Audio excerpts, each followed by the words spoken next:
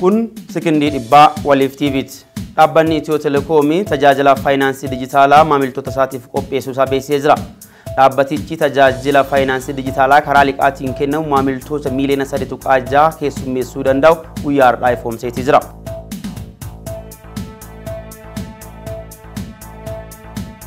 Ministeeriin qonnaa Itoophiyaa ammoo qonnaan bultoota gara miiliyoona 1 ol ta'aniif baatiiwwan 5 darban keessa hojii hojjetamaa tureen qabiyyee lafaa mirkaneesseefii jira jedhee jira. Qonnaan bultoonni kunillee ammoo qabiyyee lafa isaanii beekanii akka jabaatanii irratti hojjetanuuf kan tajaajilus ta'a jedhameeti jira.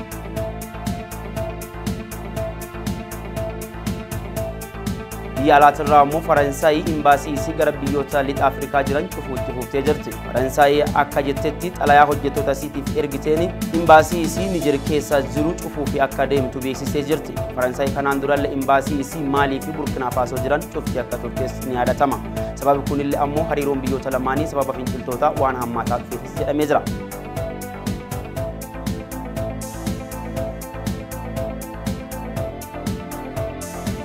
Oduu keenya dabalataatiin ammoo waraana Falasxiinii fi Israa'el deemaa jiruun guyyoonni 77 lakkoofsifamanii jiru. Guyyoota 70 haleellaa jala kan turte Gaazaanii ammaan tana lammiilee gara 20 ta'an dhabdee jirti. Dabalataan eega waliigaltee dhukaas dhaabuu dhaabbateen duuballe Israa'el haleellaa raawwataa jirtuun lammiilee 200 ta'an kan Falasxiin ajjeesteeti jirti. Dhaabbanni mootummoota gamtoomanii ammoo waraanni kun hin dhaabbatu irratti akka sagalee isaa kadhumaa kan kennu taasifamaa eegamaa jira. Odeeffannoowwan keenya sekondii dhibbaa kan gammaa hordofaa turtan kan boruu maddii ture.